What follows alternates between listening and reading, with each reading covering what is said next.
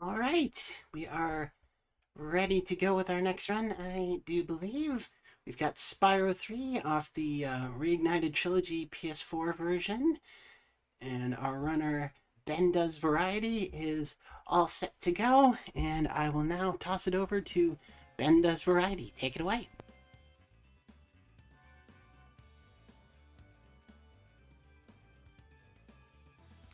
Thank you. Alright everyone, I'm Ben, and I'm going to be running Spyro 3, Reignited Trilogy any percent, so I hope you enjoy the run. Now, couple of things before we get into it. So time will begin when I click the A button on the actual game itself, because it's split into 3 games.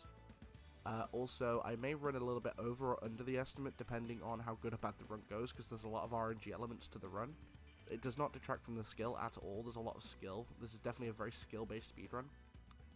But I hope you enjoy it, so I will try and explain stuff as best I can. I'll also read chat and respond to you guys if you have any questions, or if you just want to generally talk whilst I speedrun. It's completely fine. I have a setup that allows me to do it, but let's jump in.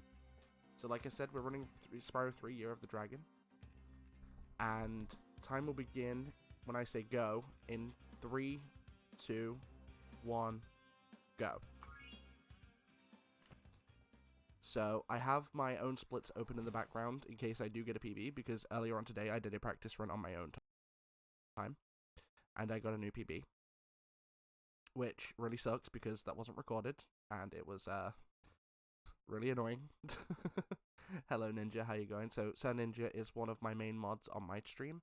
He's really awesome, so hopefully I should get some of my own viewers into here. Maybe they'll donate, maybe they won't. Who knows? Maybe we'll find out. So that's why I've got my own splits open in the background. But the actual leaderboards are timed with the in-game timer. So this does include an in-game timer, which we'll be using to see if I got a PB right at the end of the run. We're also going to go into most of the levels. Unfortunately, the only character we don't see much of is Agent 9, and that's because his level's just too close to the end of the game, and it's not really viable to go for unless it's like a last-ditch effort to get an egg that you've missed. But even then, it's not worth it, so we don't really see Agent 9 that much, but we do see the other characters, so there is that. Now, like I said, this is a very, very, very skill-based speedrun with a lot of RNG elements, so it's kind of 50-50 when it comes to the tricks and the actual skill and the RNG. It's like a weird mishmash mix. But I'll tell you exactly how many eggs we're going to be getting in each level as we're getting into them. So this level is 3, and we need 100 to beat the game, because you need 100 to access the Sorceress boss fight. Thank you for the good luck there. You need 100 to fight the Sorceress, so that's what we're going for. Now, I run this game on PS1 as well. I run the original too. And original is a bit different. So on original, there is any percent, and there is 100 egg categories. So 100 egg is basically any percent on this. It's the equivalent. You need 100 eggs to access the final boss. But any percent on PS1 is a lot different, because you can actually access the Sorceress fight without needing 100 eggs with the use of a trick called Helmet Proxy, which basically allows you instant access to the boss fight without needing those eggs. But since no trick is available to do that on Reignited, we have to get 100 eggs. And because of that, we also need to get a lot of gems throughout the run, so we can pay money bags at certain locations, either to unlock characters or to like open up a specific part of a level.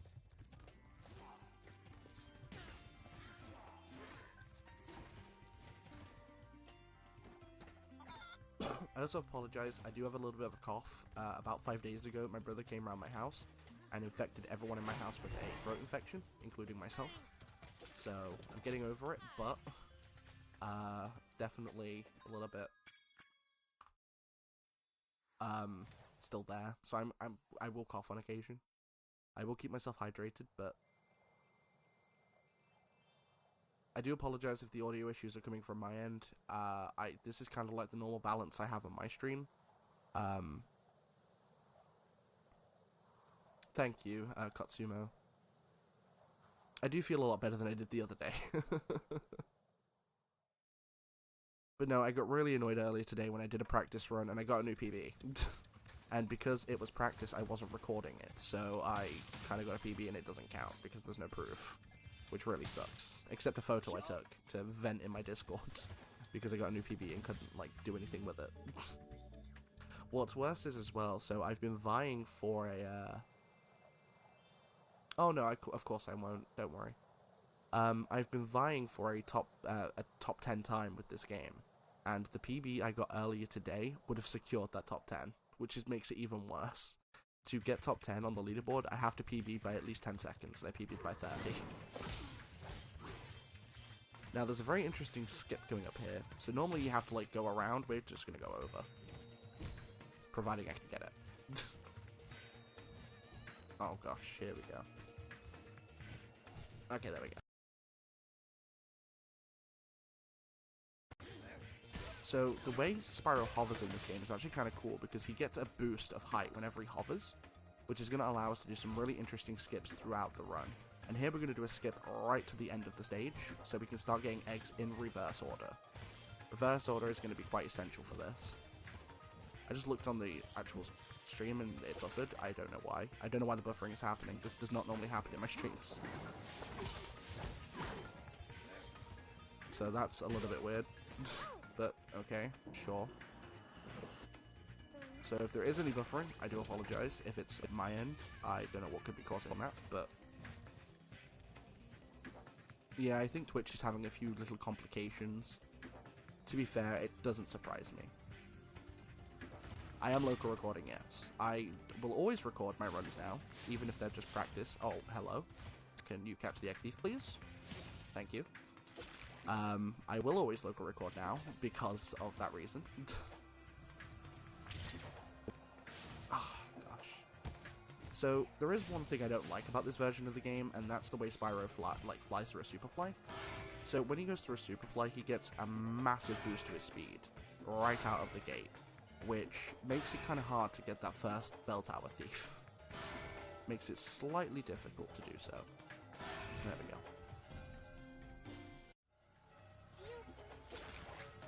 So we're just going to quickly run out of here. Oh, by the way, we're also getting 5 eggs in this level. I should probably have said that when we came in. We're getting 5 here. So that takes our egg count to 8 by the time we leave here. Yeah, so it's weird because, like, so a while ago Twitch abolished the whole, like, remake thing as a rule. So, like, say for example, an example would be, like, Ocarina of Time, right?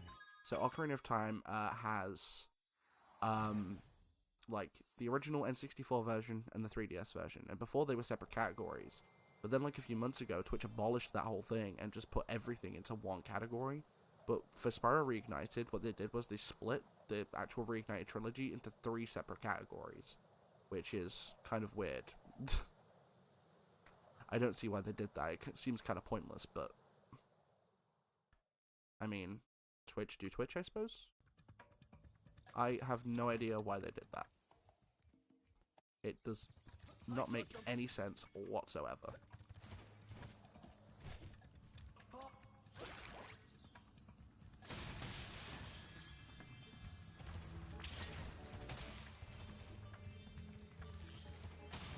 Okay, we're good for gems. I just need a few more. Exactly, Twitch gonna Twitch sometimes.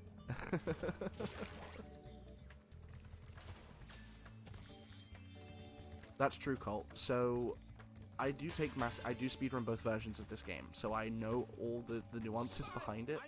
The flying in this is not as good as the original. The original controls are a lot more tighter. So, like, when you want to do a sharp left, all you have to do is pull left, and you will do an immediate sharp turn, which is great for precision flying. In Reignited, not so much. So when you do a turn, it has like a drift mechanic, so you kind of drift, and it kind of makes doing speedways a little bit of a challenge. Fortunately, we only go into Mushroom Speedway in this run. We don't do any of the speedways, because the other ones are just way too difficult and are not worth it.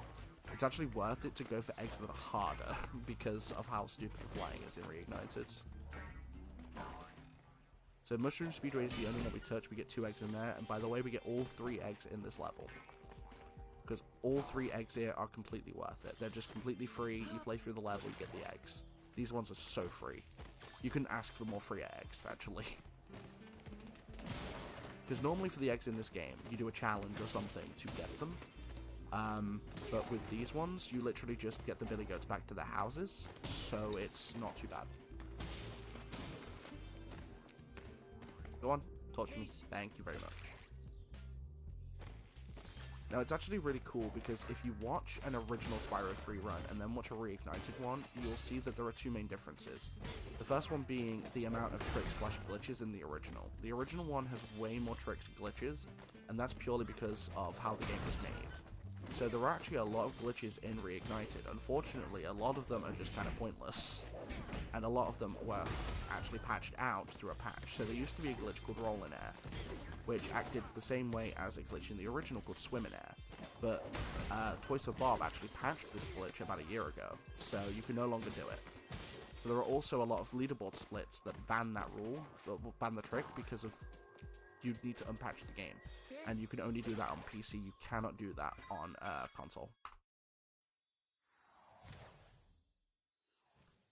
You cannot patch on unpatch on console, which is absolutely wild. But, see, the weird thing with Reignited is the flying mechanic and the swim mechanic are both kind of screwed, because the swim mechanic has the same drift problem. Like, you drift, and in a few instances, actually makes it a lot harder than the original.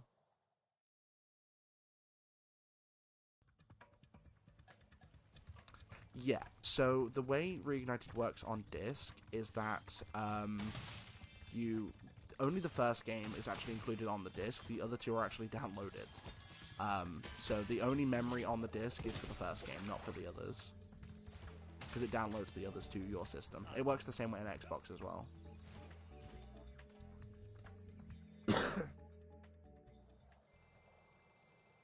No, you cannot unpatch on consoles, so that's why the trick is completely banned, so we cannot use it in the run. If we were able to use Roll in Air in this speedrun, it would probably save 15-20 minutes. Purely because of how OP it is, and you could skip a lot of stuff with it. Because Roll in Air is actually quite easy to trigger in a lot of areas in this game. So, like, in a lot of levels, you could just trigger Roll in Air and do stuff super quick. But seeing as how we don't have access to that trick, we're not going to be able to use it, unfortunately. I think, like I said, the only runs that still allow it are PC, and that's because you can manually unpatch on PC. So I don't see the point in them ever patching it on PC, because you could just unpatch it anyway. Kind of defeats the purpose. But, I mean, I guess they gotta do it to all of them. But through here, we're actually going to see another mechanic that they changed from the original. So anyone who's played Reignited knows that with a supercharge on the original, you instantly go at top speed. It doesn't work like that in Reignited. In Reignited, there is a speed building mechanic, which I personally think is pretty dumb, but... So, instead of going at max speed from the gate, we're actually going to be kind of muted for a little bit. You're going to go at like half the speed at first, and then you'll start slowly building it up. So we have to catch 2 egg thieves in here. And the first one, no supercharge, so you don't have to worry about it. You just go at normal speed, and you have to catch him as quickly as possible. With the second one, you have supercharge. And it is really stupid, because more often than not, which you will probably see, the red thief will glitch. Fortunately, it's a glitch that works in our favor, but they will probably glitch. So observe the magnificence of a glitch, providing it happens. So when it gets to the end, it doesn't know what to do because you haven't caught up. So if I miss... I didn't miss, okay. Had I missed, he would have gotten stuck at the bottom, which kind of... It'll require one of two things. You can either run up and immediately flame him, or he will, like, jump back up, and you have to go all the way around to get him again. Super slow. It's not, yeah, but it was never, okay, put it like this. It's a glitch that requires setup. A casual would never find it. It's not a casual kind of, a casual would never find the glitch. Put it like that. It's one of those that they would never find. It's kind of like in, say, Ocarina of Time, right? You've got a glitch in that game called Infinite Sword Glitch. A casual would never find that glitch. Ever. Just because of how the setup works. You would have to actually either look at a tutorial or accidentally find it whilst hunting for other glitches. You would never find it. Exactly. Like, it actually kind of feels like a bit of a stuck-up middle finger to the speedrunning community, because that glitch is actually really good for speedruns. It's actually... it's useful in Spyro 3, but it's actually more broken in Spyro 2, because Spyro 2's any percent used to be like 10 minutes. At least on PS4, because of how broken Roll in Air was. It was stupidly OP. Like, you could literally just roll in air through all the homeworlds and go straight to Ripto. It was absolutely broken. Definitely one of the most OP glitches in any game I've ever seen for a speedrun. Now, a lot of the content I watch on Twitch is speedruns, so... But as you could probably gather, the Twitch name BenDoesVariety, I do a variety of content. Not just speedruns, I do challenge playthroughs, casual playthroughs. But speedrunning is becoming a big part of my content, and I do watch a lot of them, of a lot of different games. And I've seen some really OP tricks in my time, but... Roll in Air on Spyro 2 Reignited is definitely one of the most overpowered I've ever seen, just because of how quick you can beat the game. There are very few newer games that have tricks like that are just infinitely OP. I missed one. Okay, it's fine. Missed two. Okay, that's fine. There's one. And there's two.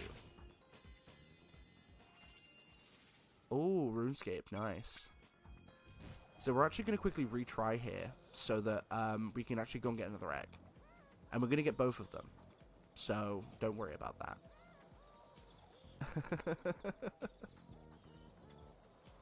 Like, I used to play RuneScape a lot way back when. Probably 2008, 2012. I played a lot of RuneScape. I played so much RuneScape in my time, like, back in those days. Back before I had, like, put it like this, when I used to play RuneScape, I used to have Windows Vista. To put it into perspective how long ago it was. And we all know the monster that is Windows Vista. Like, we all know the monster that's Windows Vista. So, that's how long ago I played RuneScape. But yeah, with a game like RuneScape, you have to understand that if a glitch is technically found as harmful to the overall community, they will patch it. But that's because it's a fully online game. For a single-player game like this, I don't get it, unless it really does hamper the game. Roll in Air never hampered casual play. No casual ever found that glitch to my knowledge. That's what just makes it weird. Oh yeah. Like, Windows Vista is definitely probably the weakest out of all Windows installations. But, like, that's the last time I touched RuneScape as a fan. Windows Vista was definitely very bad for compatibility. Actually, this level, you're going to see our first actual glitch. So we're going to do an out of bounds to skip part of the level. Because we don't need to do all the level, funnily enough. So we're going to skip part of it to get to a section a little bit earlier. So we're actually going to go through here. Quickly jump past Zoe's talk box. Weirdly enough with this game, if you do charge jumps past dialogue boxes, you can just skip them. Which is kind of cool, actually. I guess they never programmed it to detect them, but even so. So we're just going to hover up on here, which is actually a really cool skip. And then I'm going to get hit, which I'm not supposed to do, but okay. And we're actually going to... Hello? Can I get out of bounds, please? Thank you. And we're going to go out of bounds. And there's a little zone here we're going to fly into, and boom. Very nice. This is actually going to sound bad, but I've never actually fully completed a Halo game. I've played Halo 2 a little bit, and I've played a little bit of Halo 3. I've never actually beaten those games. I actually want to do series on my Twitch at some point soon. Because, like, I've never actually fully completed a Halo game.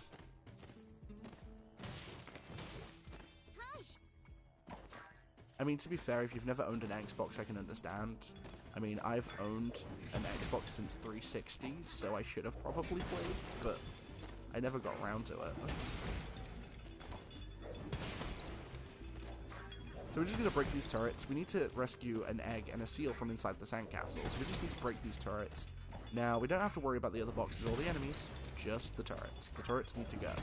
They have got to go bye-bye. Doink, bop. Oh, wait, what? Bop. There we go. Excuse me.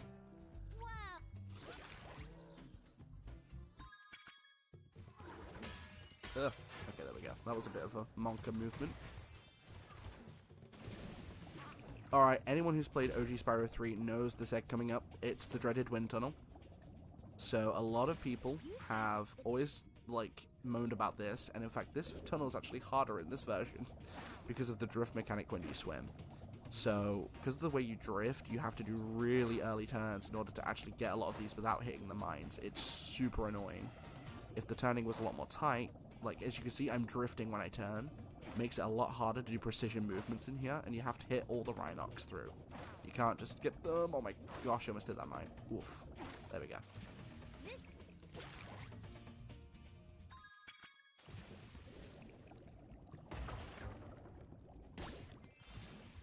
Alright, not too bad. That was an okay level, for the most part. Other than getting out of bounds being a little bit monka. The cool thing is, like I said with this run, real time does not matter too much, because load times are a little bit odd, and as in some loads will be faster and some will just be slower by default anyway. So, it's the in-game time we have to worry about, but we don't actually check that until, like, right at the end of the run, unfortunately. But that's fine. It's cool. It just means I won't know if I got a PB until the end of the run. Based on the way I've been playing at the moment, it's possible. Because the run hasn't been too bad. But we have our first boss fight coming up, which is Buzz. Now, there are 2 bosses in this game, or at least in this run, you can cheese. This is one of them. So, it has kind of a cheese strat, but the cheese strat is a little bit inconsistent. So, basically what I'm going to be doing is, when I knock him into the lava, I'm going to stand right on the edge of the stage. Now, one of 2 things is going to happen. Either he's going to come back on, roll, miss me, and go straight back over the other side, or he's going to hit me and go back to the other side. I'm hoping that he misses me, because I only have green sparks, and green sparks is not good, because I only can take one of the hit, so I definitely need to not do that. Hello? He actually hit me there. What the? Okay, weird. So here we go. Is he going to hit me? Is Sheila going to screw me, actually? Because Sheila can screw me here. He's going to get me. Okay, fine. I have to hit that fodder then to make sure I don't die. Come on. There we go. Okay. Wait, what? Okay, he's still winning. That was weird, but okay. That's twice he's done that to me in this run, actually, so far. He's going to go for me. Ah, okay. Fodder. Come here, fodder. Come here. Thank you. This fight's going to be a little bit slower than normal because of that, but it's fine, I guess. Come on. There we go. Can the cheese strat actually work at least once so people can see what it actually does? This might work. Yep. So that's what the cheese strat actually looks like when it works. He will miss me and just go like that, and then he'll go to the other side immediately, which is the fastest way of getting rid of him. Wait, excuse me? Forget it, just take the damage. That's 3 times he's done that to me now. I don't know why he's doing that now, but okay. Sheila, oh, Sheila almost got me killed. Let's not have that happen. So one major problem with the speedrun for this is, so everyone kind of knows what invincibility frames are, right? So once you take damage, you're invincible for a very set amount of time. So you can't take any more damage until the invincibility frames completely roll off. There is no invincibility gating or invincibility frames in this game at all. So, for example, this has happened to me in runs. My viewers could attest to this. I've been hit by Buzz, then gone into the lava, and then been hit by Buzz again, which instantly kills you. So, I have been insta-killed by him before, because there's no invincibility frames whatsoever. There's none. Absolutely none. So, for the record, because of that reasoning, you can get ganked in this game super quickly. You can get absolutely destroyed by the AI in places in this game, just because of how that works.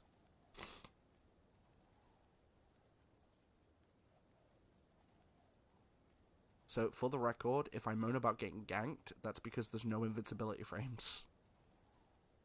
So you can really get ganked super quick. It's actually really harsh. Okay, So there might be an occasion where I take an unintentional death because of being ganked with no invincibility frames to speak of.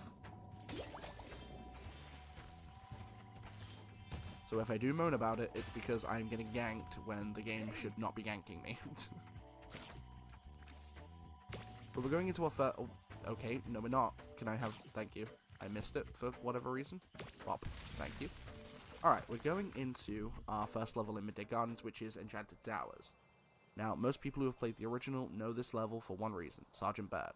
Unfortunately, we won't be touching his section because we only get 3 eggs in here. So we're going to be doing a freestanding egg, the complete level egg, and the skateboarding 1 egg. Now, skateboarding in this level is the only time we actually touch skateboarding in the entire run, because this one's actually quite fast. All you have to do is pull off a few tricks here or there. So we're going to be running through and quickly collecting some gems as we do, because we still need some gems for... Ouch, Sergeant Bird. Yes, we need gems for ouch. That's what we need gems for. We need them for ouch, whatever ouch is. So we're just going to quickly grab this egg. I think I've, like, started a whole Windows debate now in the chat, haven't I? Oh, wow, okay, nice. I didn't see him coming that fast. Cool. I think I've started, like, a whole Windows debate, haven't I? It's actually quite good for me to die here, because to get a Sparks refill, so that's quite cool, actually. You don't lose much time. I'm probably going to lose 10 seconds, if that, so it's not too bad. Because fortunately, any kind of load screens are not factored into the game time. So it affects my real time, but that's fine, because real time does not matter for the run. So I'm only going to lose like 10 seconds.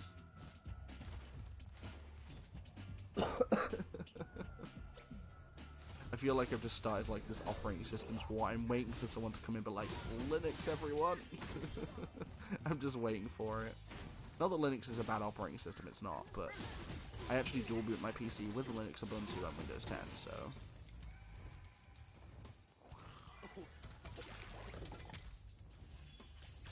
I guess it technically does matter for estimate, yes, but in essence, if that's the case, you kind of want me to have a bad run, because with a good run, I will go below my estimate, so... You guys better pray for a bad RNG and bad gameplay.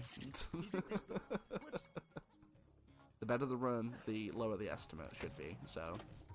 Okay. Linux is not a bad operating system if you know what you're doing. Like, oh, wrong move. Oops. Linux is not a bad operating system if you do know what you're doing. That's the thing. So, like, I've worked with code in the past, so I kind of know what I'm doing when it comes to Linux most of the time. Whereas the general public don't know what they're doing. So, like, if you want to do a basic command at the terminal, you'll probably have to look it up online on what you're doing. Like, even just basic system updates. Excuse me, Spyro? What are you doing? I pressed the button to do that. Thank you. So that's definitely one of those things that's... kinda... like... Put it like this, Linux is not user-friendly for people who don't know how to do any kind of code whatsoever freaking ever. Wow, you learn. I did that at the wrong time. Oops, so, okay, sure. Fine. I was supposed to do that for this part. Cool.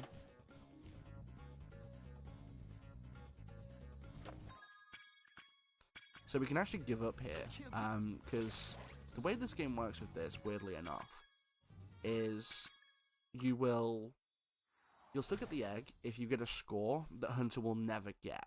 So we got a score of, like, what was it, 4,500? Hunter never reaches that. So since we got that amount of score that early in, we can just give up. And it gives us the egg. We don't even have to stay for the required 2 minutes, which is very nice. It also makes doing this kind of thing a lot better. Now, the next level, Icy Peak, I probably won't talk as much because I have to concentrate, because there's quite a few skips in this level that require a little bit of concentration to do. At least do them correctly, so... Spyro Hawk Pro Dragon Skater. Dude, I won that game. Like, Toys for Bob make that game.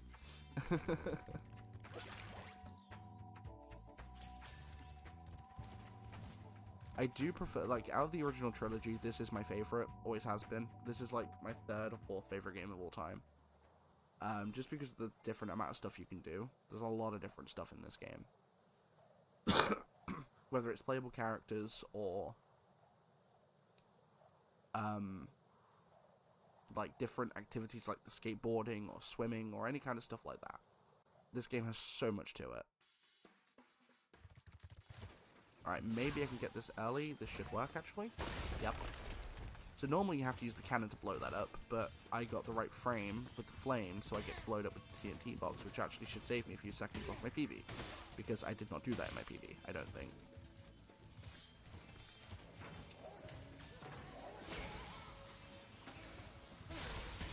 So there's actually a really cool skip coming up, or two skips in a minute actually that are coming up, where I'm going to get like a couple of eggs way earlier than I should be able to, which is very nice, because this level you kind of have to do backtracking. If you want to do anything in any kind of meaningful time, you have to do a lot of backtracking.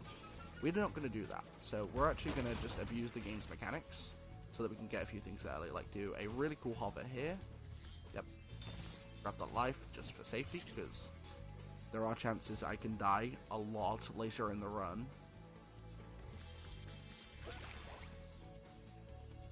And then we need to glide back over, and we're actually going to use the cannon.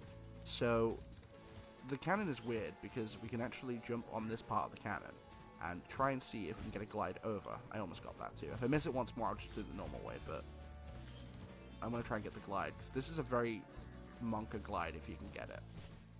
Yes, we got it. Very nice. I do agree with that to some degree. Some levels in this game are definitely not as good as some levels in Spyro 2, but the levels that it did improved them tenfold. So, my favorite level in this game is Fireworks Factory. Fireworks Factory is probably my favorite level in the original Spyro trilogy, just because of how varied it is. And because like the varied nature of the levels actually enhances the the level itself in the game. But some levels are a detriment, like Lost Fleet. I don't like Lost Fleet. So here we have really cool things. So see that red thief? Normally you have to beat the yellow one first. We're not going to do that. We're just going to fly over and burn him. Because they allow you to do that. In both versions, actually. You can do it in the original too. And then this one, we're actually going to go in reverse. And we're just going to crash into him, hopefully. No, we're not. Okay, he trolled me. Nice. There is a very small chance that this guy can actually troll you.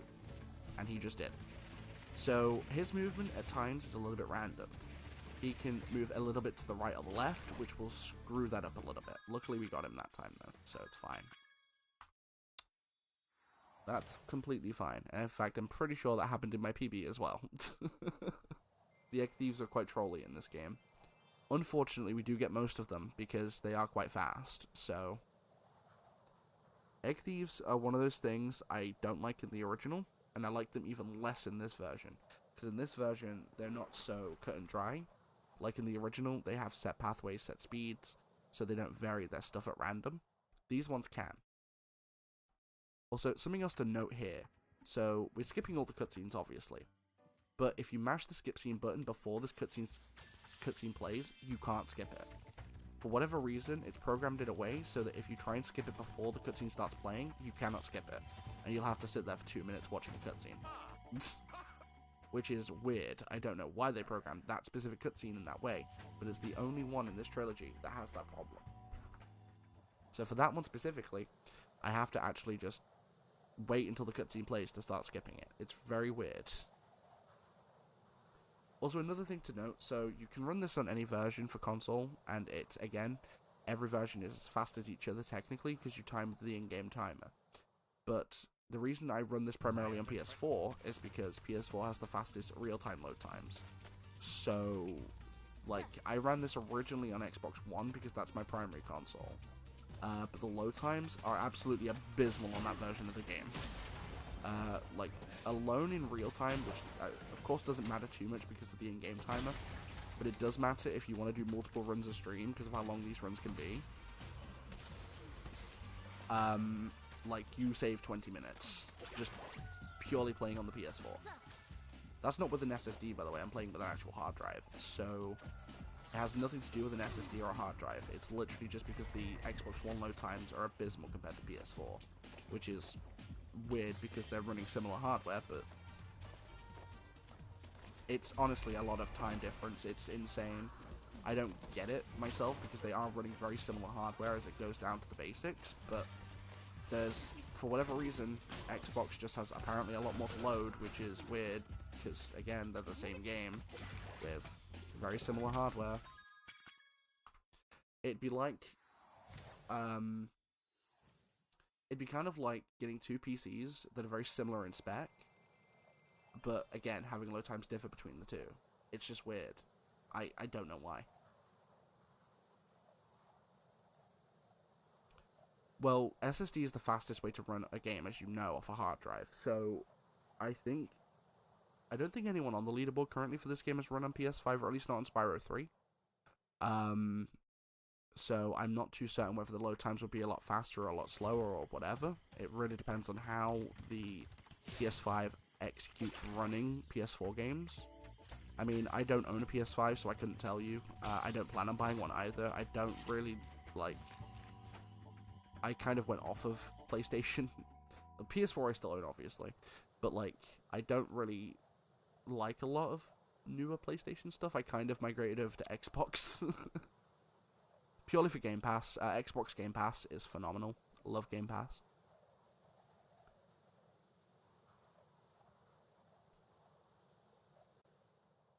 No, but they weren't designed to. That's the thing.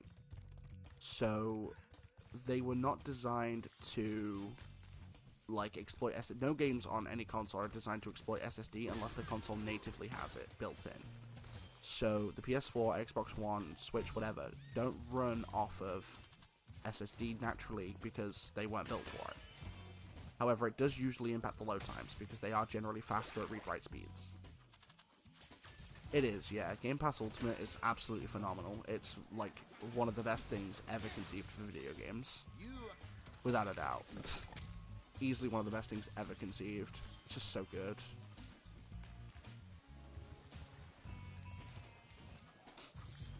Yeah. But, like, PS5 games, I think, because the PS5 does come with an SSD, doesn't it? Built in, right? So, like, they would be more designed for it, I think.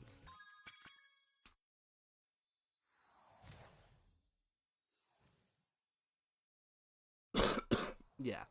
So they would be designed to run with an SSD in mind. Let me give you an actual good comparison, right? So I run Elder Scrolls 4 Oblivion, and I actually have the world record in both any percent categories for console on the leaderboard.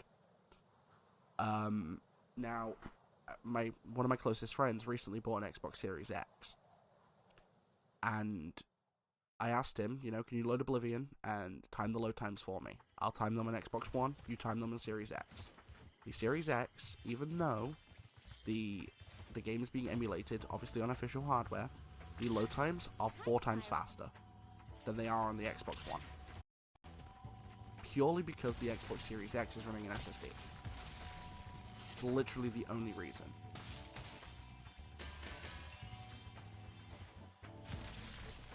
Now, take into mind, that's emulation, because it's technically legal emulation done on an actual Xbox hardware, right? It just boosts the load times like crazy. It's nuts. And the reason for it is because, so the PS5 and Xbox Series X are designed for games to run at 60 frames. Older games like Oblivion run at 30. So even though it can't push it to 60 frames, it still gives you the same load times. Exactly. Even though it does nothing for the overall experience of the game, it just boosts load times alone, because the difference between a mechanical hard drive and an SSD. It's absolutely insane. Like, it's friggin' nuts. Like, honestly, like, if you ever buy an SSD for your PC, just install any game on it, and install the same game onto your hard drive, and then time the loads. I guarantee you'll find at least... any game would be at least a quarter faster, load time-wise. Games like Sea of Thieves on Xbox One, anyone who's ever tried to load Sea of Thieves on Xbox One knows how abysmal those load times are. To get into the game, you're looking at 2 or 3 minutes of load time. On Xbox One X, Xbox Series X, you can load into Sea of Thieves in 10 seconds. Which is the same as on PC. To put it into perspective. That's the amount of actual, like, time you just save on loads alone. Oh, hello? Can I please get this jump? That would be great. Thank you. Like, honestly, it's insane. It's nuts. Like, the world is evolving in technology way faster than anyone ever actually anticipated. It's really nuts. It's one of the reasons, so a common argument in speedrunning is, why aren't emulators allowed for a lot of speedruns? And that's just because of load times. As more better hardware comes out, emulator load times become less and less and less.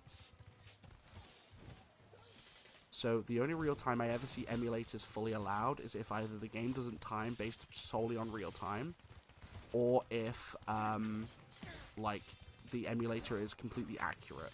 So a good example would be Super Mario on, like, NES. So emulators are completely allowed for that because it's completely accurate. Sorry, I should be talking more about the run. So we're actually going to warp to Molten Crater quickly. So now that we have Sergeant Bird, we're able to go back and get another egg inside of Molten Crater. So, sorry, I apologize. We're getting way too into the conversation. So we're going to run back to here and do a Sergeant Bird egg quickly, and it's a very quick egg. And luckily, again, like I said, so any kind of load times, death load times, whatever, they're all taken out of the actual game timer. So we can actually warp back and not lose much of any time, because getting this egg takes like 30 seconds. And it's actually way faster than getting most eggs later in the run. So we can just run back quickly, go into here, grab this egg, and quickly walk back to Midday Gardens. We're actually about to go to the second boss fight in this game, which is Spike. Now, one thing about Reignited that really makes me sad is the Spike boss fight. In the original, this is the most BS hard fight in that entire trilogy on PS1. In Reignited, this boss fight is a joke. It's so easy. It's actually the easiest fight in the entire game. Excuse me. Like, it's so easy. I'm just going to grab a few gems, and then we're going to run for the Whirligig, I believe they call it. And honestly, this fight is a joke. It's a complete farce. So in the original, this dude is OP with his aim. His aim is nothing here. He has more health, for a start off. So you have 3 types of ammunition in this fight. Lava balls, fire power-up, and a rocket power-up. On the original, it takes 3 hits from each, and this version only takes 2 from each. So honestly, like, I won't take damage in this fight probably. It's honestly beyond a joke. This fight is too easy. Like, dude looks intimidating, don't get me wrong. Seriously, dude? Oh, that's terrible RNG right out the gate. Ouch. Don't do that again. Just let me hit you. Thank you. That, by the way, is probably the worst RNG you can have in this fight. He immediately goes and crushes the ball. He's doing it again. Okay. That's just horrible RNG straight out the gates. Oof. Fortunately, we don't have to worry too much about RNG unless Sergeant Bird decides he wants to screw me a little bit. Okay, I mean, he put it close to him. Okay, now I did take damage because of that, but... Wait, did my damage not count? Excuse me? I've never had that happen before, but okay. So I think what happened there, because we hit each other at the same time, it cancelled my damage. That's actually really annoying. And that's never happened in a run before. Interesting. Okay. So I'm just waiting for Sergeant Bird to drop that power up. Thank you. And he drops it right on the fire. Are you kidding me? Wow. Okay, nice. He dropped it right on the friggin' volcano. That's cool. Nice one, Sergeant Bird. Are you actually trying to just stop Spyro? Like, what? Wild.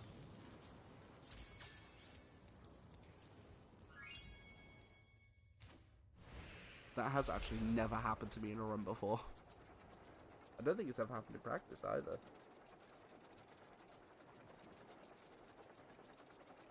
Alright, Evening Lake. This is normally my biggest reset point through my runs. This is normally my biggest reset point. There is a lot of RNG in this area. And of course, it can either help me or it can really hinder me. So, let's find out. I mean, based on how I'm playing, based on my own splits, I don't think I will PB unless I have a really good endgame. Because my endgame kind of sucks in my PB, so I'd need to have like an insane endgame in order to actually pluck a PB, but that's fine. We're here for the fun. We're here for the chills, and we're here for the Spyro. Listen to me. Thank you for the GLs. I will need it, trust me. But hey, that's completely fine. I mean, if the indications are like what they have been, RNG has not been kind to me so far. But you could ask any of my viewers that are in the stream, when is RNG ever kind to me? It's never kind to me. I should actually hold like competitions in my own streams. Like, you know, how bad is the RNG gonna screw me? Is it gonna screw me, or is it gonna really screw me?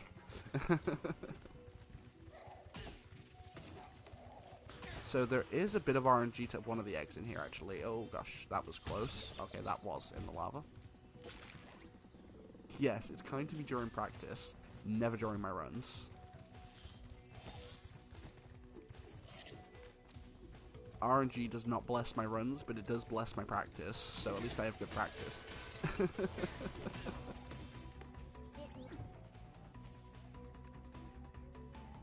I just love the fact that, like, I get really sick RNG in my practice, but never in my runs. It's actually insane. So actually, recently on my Twitch, I've been running Harry Potter and the Chamber of Secrets on the GameCube. And, again, any of my viewers can really attest to this. There's a lot of RNG in that run. And more often than not, I will get okay RNG in some sections, and then other sections it will definitely not be so kind. So what I'm trying to do here is I'm trying to get him to throw a bomb, and I'm trying to jump into it at a certain point, which is going to make me propel up to get this egg a little bit quicker. But I seem to be having trouble with it. Hello? Ah, that was almost there too. Okay. Quickly run in front of him, draw his attention, drop back, throw the bomb. Dude, okay, the camera kind of messed me up there. There we go. Thank you. Just gonna run, grab these gems, because we still need to pick up a lot of gems. Because we need to unlock Bentley, which takes 1,000. Actually, I just thought of something. So, there is a way I could PB. So, during the boss fight in this area, there's a really, really stupid RNG heavy trick I can go for. If I get it, I could save possibly 5 minutes. But I've never gotten it in an actual run before, only in practice. So I'll try and explain the trick now, so that when I get to it, you'll understand. So, during that fight, there's 2 ammunitions that Bentley can throw at you. Either red bullets or green rockets. Now, in order for the trick I need to do work, so as I kill the boss, I need Bentley to throw me a green rocket. If that's the case, I can then do what's called storage, and I can store that rocket until I get to another level, which is when I would use it, to skip most of this level. And it'll also skip requiring me to get a bunch more gems. I would literally save 5 minutes if I could get that trick. Possibly more, depending on how good the rest of the run would go. But to put it into perspective, I have never gotten that trick in a run before. Because it is so stupid. Like, the timing is weird, the actual RNG behind it. I've gotten it in a run where I've gotten him to give me a red bullet, but that doesn't work. You do not get storage with red bullets. You only get them with green rockets. So if I get a bullet, it's a no-go. It does not work. I've tried before. Which really sucks, because it would actually be a lot easier. Oh my gosh. It would actually be a lot easier to use red bullets with the trick, but I suppose, you know, I guess glitches work in unexplained ways.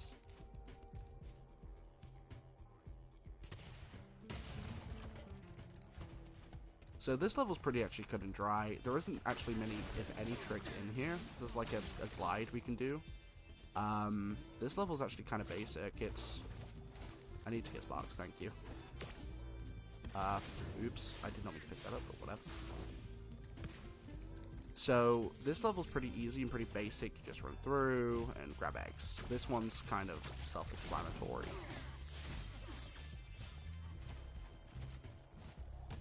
Hello? What the heck was that? He sort of glided into the wall. Okay, I am seeing things like recent. So, I explained in the Discord, I did another speedrunning event the other day. And I saw quite a few things in that run that I've never seen before of the game I was doing then. And now I'm seeing the same sort of thing happen here. I'm seeing things I have never seen before in my runs. And it's really weird. I'm seeing stuff I have never seen in any other run I've ever done. Sure. Because if I'm gonna find anything new that's just weird, it's gonna be whilst I'm running for an event. Not when I'm just casually speedrunning or anything, you know? When it would be better to find this kind of thing. It's got to be during an event, just has to.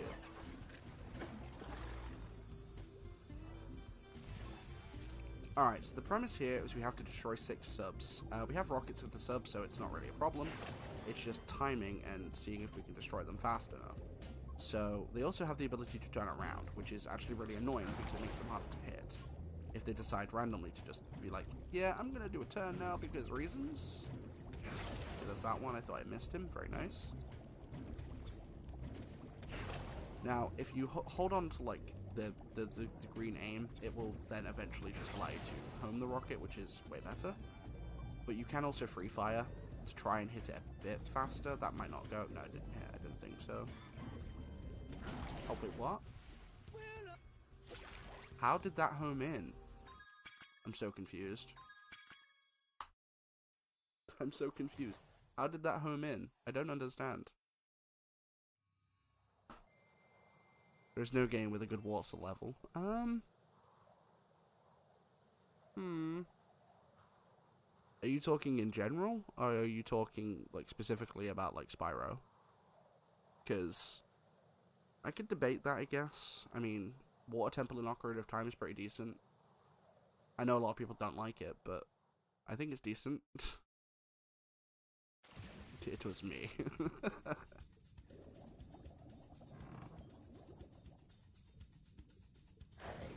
Of course it was you, Sporadic.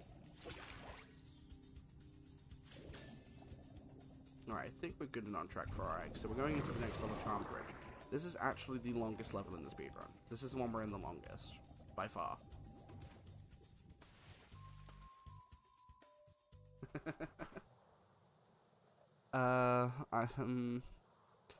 To be fair, I don't think there are any levels based on an element that are all bad. There are definitely some bad water levels, definitely some bad ice levels in a lot of video games. It really depends on how the game handles them. That's the question here.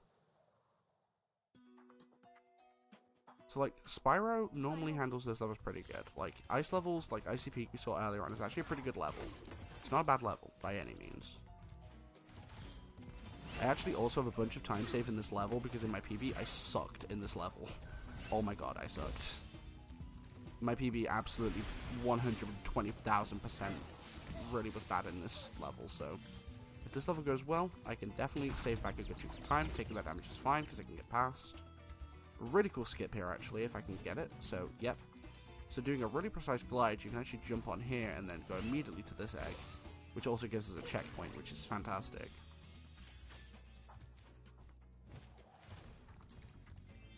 And then we're going to go and grab these gems. I almost bumped into that, and that would have been instant death. Let's not do that. So we can do a back jump to get some height, and then just glide over to this egg. Very nice. Quickly grab more gems, because we do need them. I'm actually running a little bit behind my gem count, but I should have by now, so that's fine, I guess. I can get more. I disagree. The start of Elder Scrolls 4 Oblivion actually puts you in the sewers, and it's actually a really good level. Well, part of the game, should I say. Okay, that should hit. I think I did not hit that one. Okay, I thought I did. It's fine, because I don't need to hit him yet, but it's better to. It's definitely faster, but again, don't think I did that maybe, so. Ooh, this might not make it. Ah, you gotta be kidding me. The platform moved in a bit too quick. Had it not moved in so fast, I could have potentially made that glide. Oof. It's fine though. It's cool.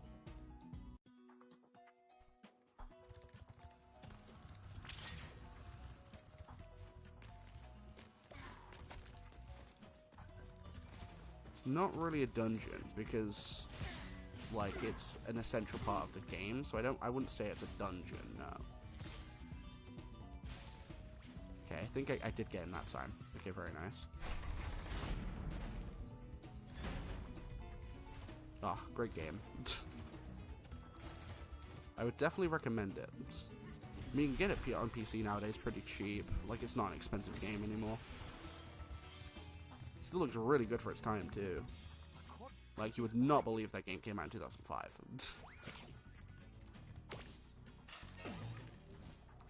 Alright, these mushrooms are actually kind of cool. So normally you have to use flowers and mushrooms to get to the top. We're mostly using mushrooms. Again, with the hover, you actually get a good amount of height when you end a hover really quickly. So we're going to do that to get onto these mushrooms to get up a lot faster. And I missed something. Oops. I missed the flower. Thank you. We do need a flower, which is where we're going to use it now.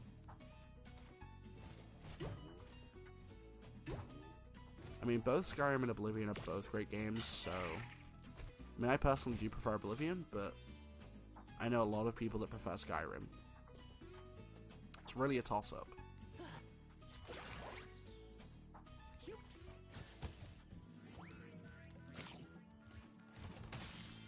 So we're just gonna quickly run grab some more gems, because we do need a lot of them for, like, the next two, like, sections. We need to get Bentley for a start off. We can get most of the gems we require from the rest of this level, luckily enough. There's quite a few gems left in the level we can grab.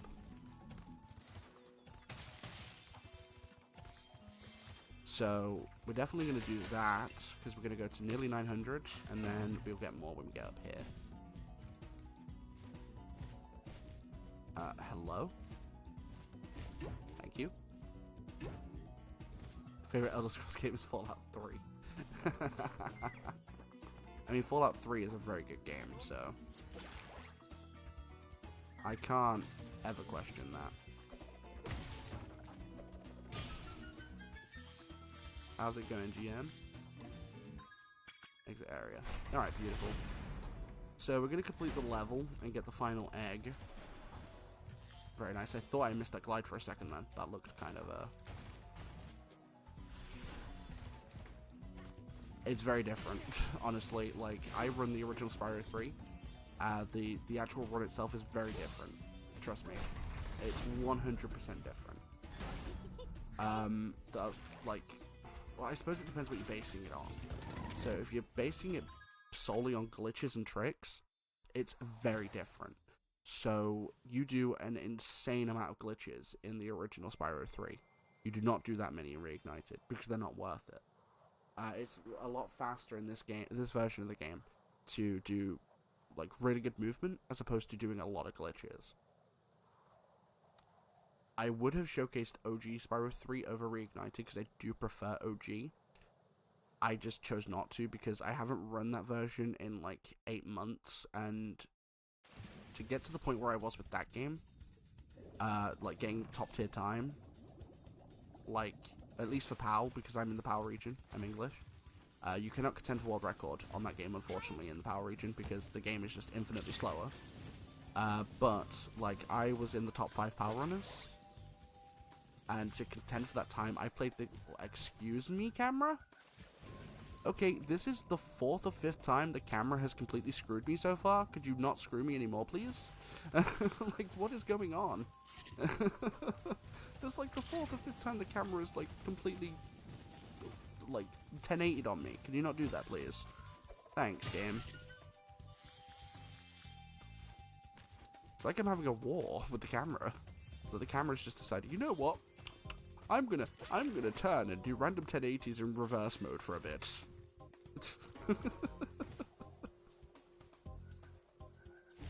But no, the Spyro 3 runs are very different, trust me. At some point I may go back to running OG Spyro 3 if I ever get, like, a mod chip to work in my PS2, because, like, it's the only way I've got to run it. I could emulate, but I don't like emulating for speedruns, generally. A few games I don't mind, like Harry Potter and the Chamber of Secrets, which I'm currently running, on, like, of course my own stream.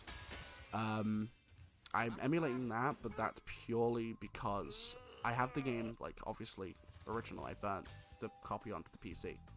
But, my disc is, like, so scratched beyond repair that, like, I was hardly able to burn it, let alone run it on my Wii, so...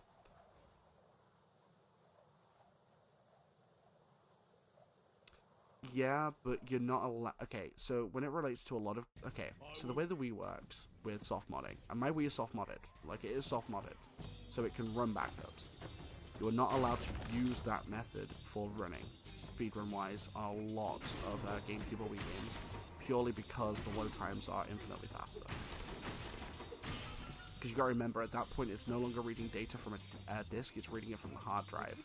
And reading data from a hard drive is always faster than reading it from a disk. So I could technically speedrun like that, but I could never contend for the leaderboard places. Purely because the load times are just stupidly fast. But like, a lot of my viewers saw what happened when I tried to run that on my actual Wii. The cutscenes were so screwed up. And in fact, I actually ended up falling out of bounds mid-run that killed the run, because the game was just that messed up that the Wii couldn't read it correctly. The Wii could not read it correctly at all, and I ended up falling out of bounds, and it killed my run, let's say. It really destroyed my run. So I'm not really hyped about running that, at least until I get a new copy of the game, because, like, on actual console, because, man, did that really annoy me. Like, yeah, you know that run you really wanted that's on pace to get the time that you wanted? Yeah, well, you're gonna fall out of bounds and not be able to recover.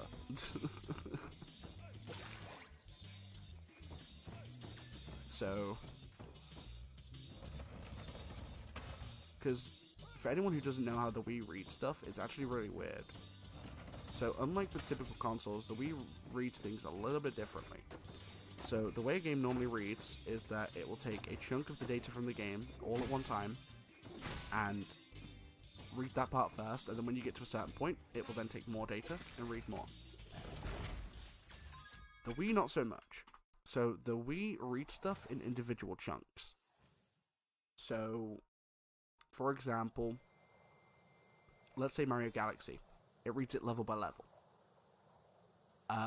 Whereas, like, if you played Mario Galaxy on, like, the Switch, on the cartridge, it reads, like, a whole heap of levels at one time, and then more.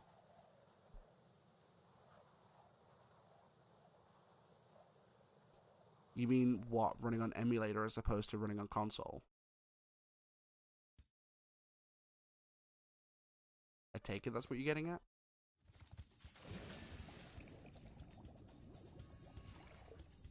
So, you could argue, technically, that games are definitely a lot harder to run. Remaster versus original. Okay, that makes more sense. So, I find the original easier to run, purely because the controls are what I consider to be a lot more tight. So, you can do a lot more precise movements with the original. With Reignited, not so much, because of the drift. There is slight drift on a lot of the movement tech in this game. It makes it harder to control at times. Specifically with flying, like super flying, and, oh wow, super swimming.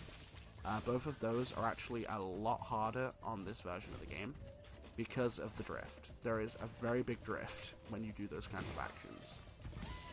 General control is questionable because both versions have weird movement where, like, you don't always just run straight ahead. Like, if you hold, like, the button to do a charge, you're not always going to run straight. You'll have, like, a bit of a zigzag motion, which impacts the way you run. So, it happens in both versions. So, I would say, overall, the original trilogy is a lot easier to control over Reignited, definitely. Not only that, but a lot of the other characters, like Sheila, Sergeant Bird, they're also a lot easier to control on the original too, because they have the same drift. With Sheila, it doesn't affect her too much, but her jumping is a little bit questionable. With Sergeant Bird, it heavily affects him, because like the drift really messes up the control of the character at times, and sometimes you cannot control it. It's really weird. I don't know the choice as to why they made that choice for the drifting. I guess they thought it would be easier to control. I've never played a game where drift is actually easy to control over normal control, but okay. Excuse me? He actually caught me. Wow. Okay. That is awkward. Thank you. This is how that's supposed to go. Thanks.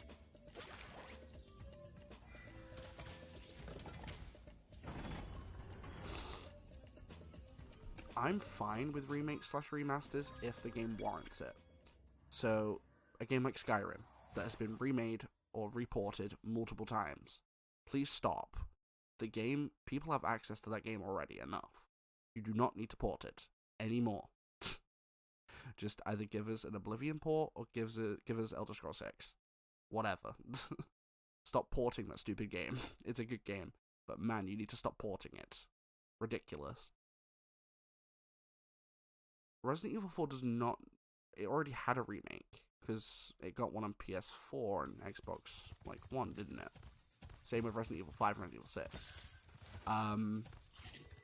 Which, fun fact, Resi 5 is actually one of my favorite games of all time. I love Resident Evil 5. It's a very good game. Very underrated, actually.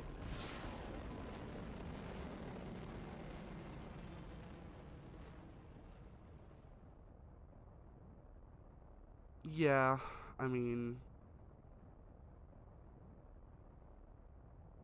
I would hope so, because the Resi 2, Resi 3 remakes are actually decent. I've played them, they're decent. Like, they're decent, well-respected remakes, so... I could hope that they would do that, because that would give me a reason to, like, replay through Resi 2 or 3. I actually had to I used to speedrun Resident Evil 5. That was one of the first games I took seriously. But I removed my times off the leaderboard because I had a really bad disagreement with the mods, and I kind of left the community because they were already toxic.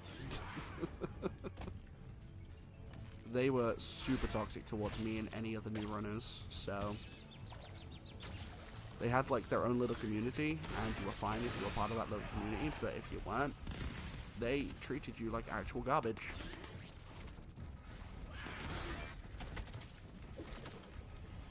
Unfortunately too, because Resi 5 is actually a pretty interesting speedrun. It's not just like pure gameplay or anything.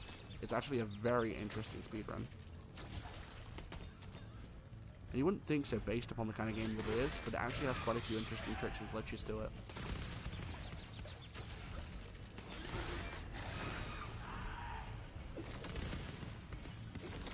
Plus, like, the final boss is pretty cool. Good final boss. And includes my favourite character from the films as well, which is Jill Valentine. I know she was mainly in the games first, but she's my favourite character in the Resident Evil films, and I love her in the games. She is awesome. Alright, that trick is coming up if I can get it. If I can get it, I will save literally 5 to 10 minutes. Alright, where's the teeth? They're right in front of me, so he's more to the right. Okay. Wait, I might have got it. I got it! No way I got it! No freaking way! I got the trick! This is the first time I've ever gotten it in a run. I actually got storage. PB might not be dead. No way! I got it! Are you kidding me? You've got to be joking. Perfect RNG and perfect timing. Let's go. Ah, that feels so good and so bad at the same time. I've got to skip the rest of my normal splits now. Of course, you can't see my splits, but I have my splits open. I have to close them now because, well, not close them, but skip a load because now stuff is going to be done out of my normal sequence. Apparently, the RNG completely wrecked me through most of the run, and I get that trick. That trick alone could force a PB if the rest of the run goes decently because of how fast. So, as you can see, I can fire rockets. As you can see, I now have rockets. Over Spyro's Fire Breath. And we're going to be using these rockets very specifically in Crystal Islands, which is the next level. Had I not gotten that trick, the first level I would go to is Haunted Tomb, because I would need about 1,000 gems to open up a bridge in Crystal Islands. That would be the last level if I missed the trick. But since I got the trick, Crystal Islands is the first one we go to, and I no longer need to worry about any gems. I no longer need gems for the run. I can't believe it, dude. Wow. You know, the funny thing is, this run has been pretty bad so far. Not gonna lie. It's been pretty trash. But it's been so long since I got this trick in practice, I hope I can remember the rest of the run this way, because it's a bit different. The eggs are the same, but done in a much different order. So we're actually going to quickly fire the rocket at that guy. And it's going to warp us straight to there. No, don't talk to that thing. Thank you very much. So we're going to quickly... Wait, where's... Oops. Wait, no, I killed the egg. What am I doing? See, this is me forgetting already. I already killed the egg thief, so I don't have to worry about that at all. So we're actually going to go. I'm trying to remember the route now, because it's been so long since I've done it this way that I'm forgetting stuff. Let's talk to this guy. It's been so long since I've actually gotten that trick. Like I said, never done it in a run before. First time I've ever gotten it in a run. So we're going to do a quick trick out actually here. We're going to quickly do an emergency glide. Normally you have to do the whole slide. We're not going to be doing it. We're actually going to quickly land on here and just do a flyover. It's way faster and way more safe too. Slide control is not fun control, let me tell you. So now we've gotten those eggs, we can quickly run back to that Superfly power-up. Oh my gosh. Like, if I actually get a PB because of that trick, I'm going to be so mad, only because I will have to then get that trick in runs to guarantee more PBs. Basically, yeah, it's like Mario 64 slide skip. It's actually kind of cool you can do that too. I don't know why there's collision there, there's just collision there randomly. There's just some really random collision right there, and it makes no sense whatsoever. It's just so random. Because collision, I guess? I don't know why there's collision. But I suppose if it wasn't for random collision like that, strats like that would not be possible. So, thank you Toys for Bob for giving us some random collision. Thank you Toys for Bob for giving us really random collision that we can abuse. Thank you. In fact, thank you to every game company ever that gave us random collision that we can actually abuse to make runs faster. Thank you, game developers. You did a speedrun as a solid.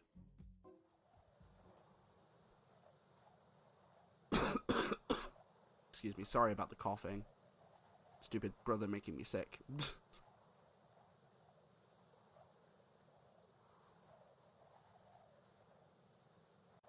You know what, had he made me sick any other week, I wouldn't have minded too much. But he made me sick during a week where I'm doing 2 different speedrun events. Really? I don't know why I'm bothering with the gems, I don't need them anymore. Let me through, let me through. But that's actually what's going to save me a lot of time in the end game, because I'm not going to need to go for any gems. I don't need them anymore, and I missed the button. Oops. Ouch. Thank you. It's throwing me off super hard. I'm so used to having to collect gems in this section, just so I can progress. Oh no, am I going to get rock ganked? No, okay, thank you. Jeez. I'm getting cheesed by rocks. Ow. Ooh. Okay, we're good. Nice. Oh no, not the Monka-S kind of sick. Don't worry, I'm not that kind of sick. I can swear to that. I've had a test. And I've also had the vaccine too, so...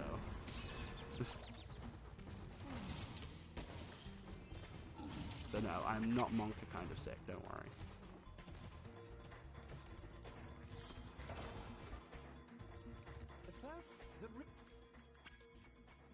I'm just trying to play as best as I can right now, so I can try and force the PB. It would be so sick to get a PB at an event. I've done it before, actually. So, I did an event about a year ago where I ran OG Spyro 3. And I got a PB. The only event PBs I've ever gotten have been Spyro so far. So can we keep that habit alive? Can I get a Spyro PB at another event? And by the way, that PB was because I got a trick I'd never gotten in a run before. I see. I am. So that's the question. I've waited.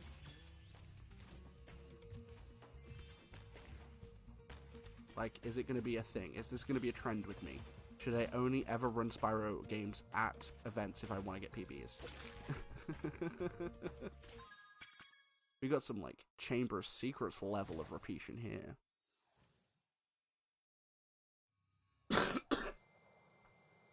So for anyone who's watching the stream that's not one of my regular viewers wondering why I'm eligible for the vaccine, it's because in 2017 I had chemotherapy for cancer.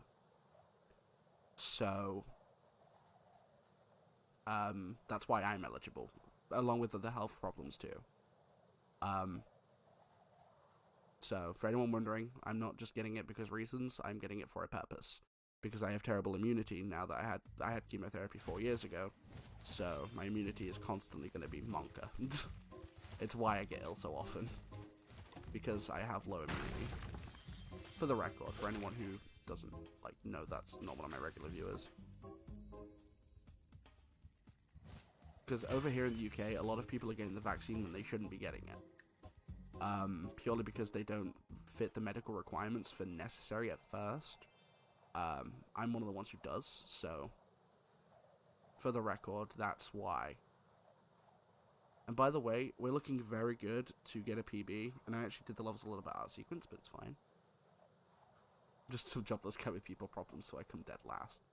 That's actually a really harsh way of putting it. Yeah. I've had people actually question me over the past few weeks as to why I got the vaccine, so I wanted to put it out there. That's why I got it, because that reason. Again, along with other health problems too, I do have other health problems too, so it's why I stream so much, because I cannot get a job. I'm not allowed to. And this is what I was talking about with the yank, by the way. No damage gate, or no invisibility frames, so if you take damage once, you can take it again immediately. Very nice.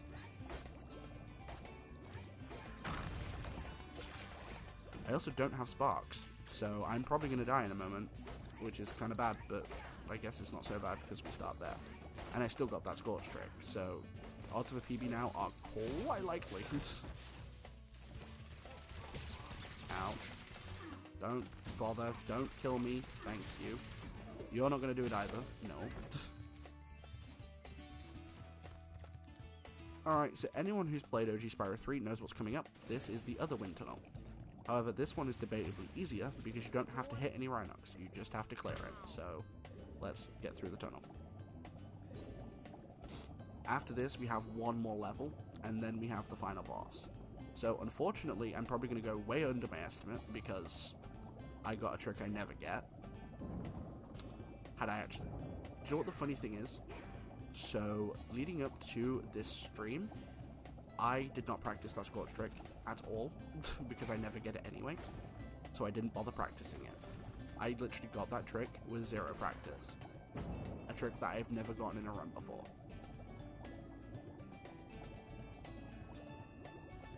So, had I figured I might have gotten it, I would have dropped my estimate a little bit. So, I have to apologize about that. The game was actually kind to me. For once.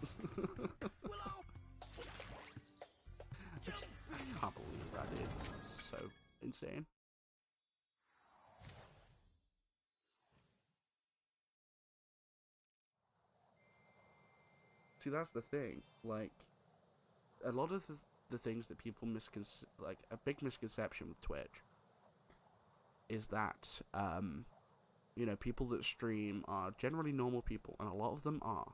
Like, a lot of people who stream are quite normal in their everyday lives. They go out, they work, they have families, they do this, they do that, like normal people do.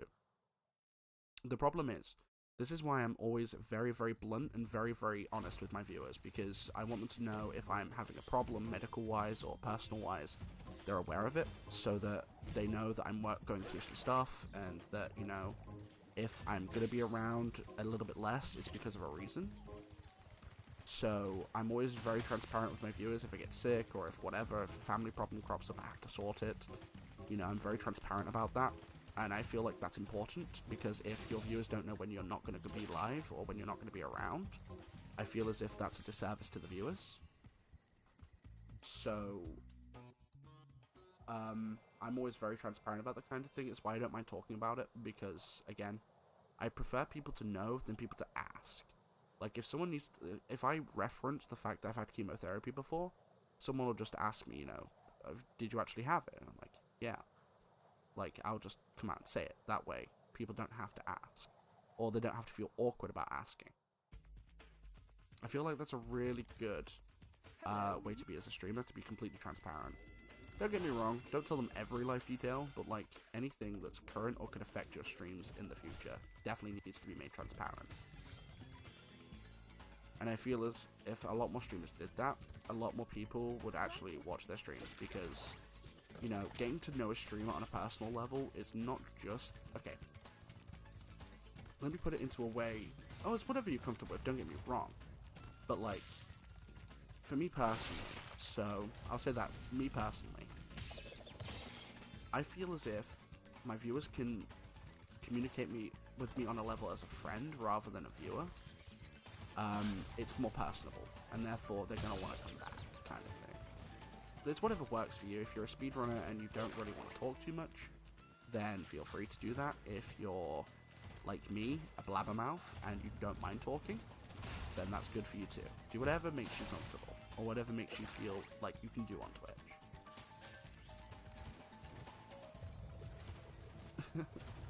To be fair though, had I heard someone shout bring me my leg on a stream, I would probably burst out laughing. I won't deny that. That would probably make me giggle a little bit. Be a little bit confused, but it would also probably make me giggle a little bit. Because it's not something you would actually expect to hear. Like, on a stream, you know, like, you expect to hear something like, could you pass me my water? Or could you pass my bag or something? You need to get something out of your bag, maybe? But pass me my leg? It's definitely not something I would expect to hear. Dude, if I heard that on a stream, I would probably actually wet myself. Not gonna lie. Okay, fine. I can die there, whatever. I literally just got an egg, so it's fine. I'm everyone's friend, Soulless. Honestly, like, if I heard that on a stream, I would honestly probably cry. And that's not to be harsh to the person who has, you know, no leg. It's literally just something you do not hear on Twitch. Or in any live stream ever. Like, I've been in some, like, streams where I've heard, like, you know, hey baby, can you pass me this? Or hey honey, pass me this, please? If I heard that accompanied with, hey honey, can you pass me my leg?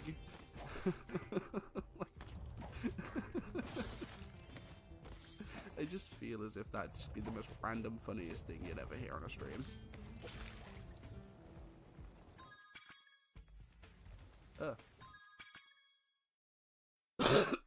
Excuse me. I am so sorry about the coughing.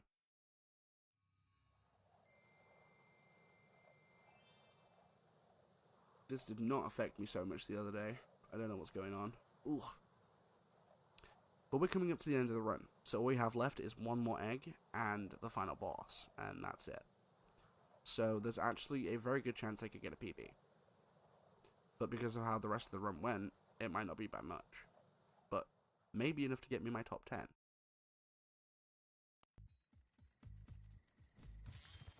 I just feel like, coming from a general perspective, wait, am I next short?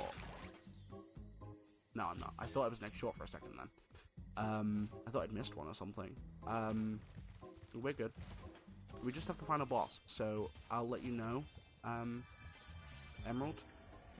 So the timer will end on the final hit of the sorceress. I will tell you when I get the final hit.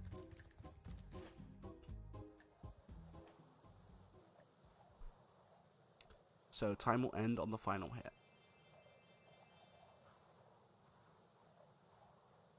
But no, I think it's completely okay to laugh about certain things. Some things definitely not. You don't want to laugh about some things.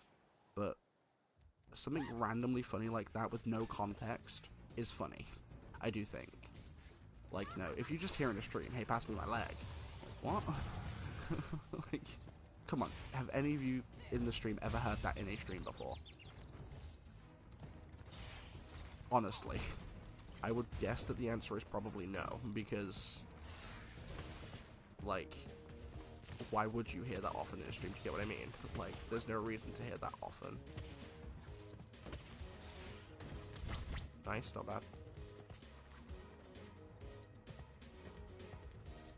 I think even the streamer would find that hilarious, just because of how out there it is for a stream.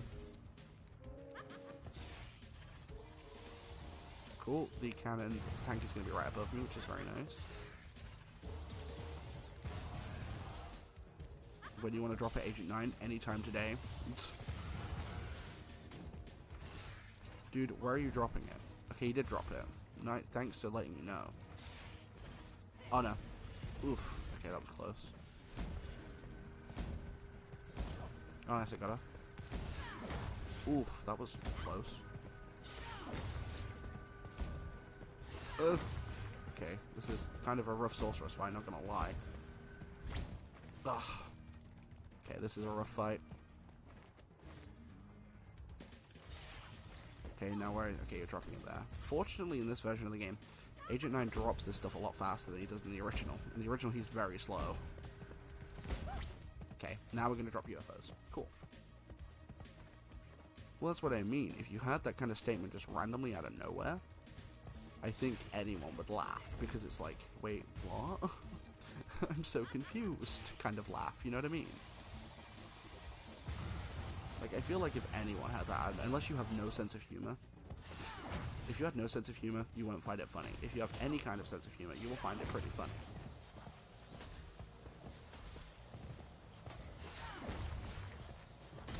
Okay. Oh, this is a bit of a monka movement. Okay, very nice. Very nice. Oof. Final hit is coming up now.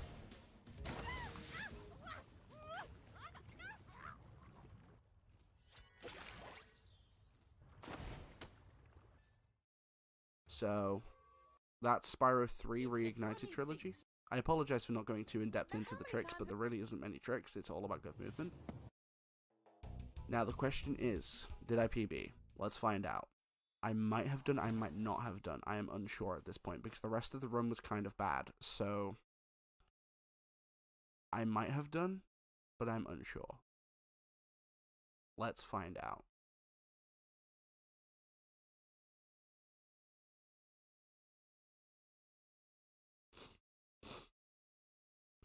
As soon as this load screen ends. Anytime today. This load screen is so long. It takes like 30 seconds. And when you're trying to find out if you PB'd or not, it's a long time. No, I didn't, but that's fine.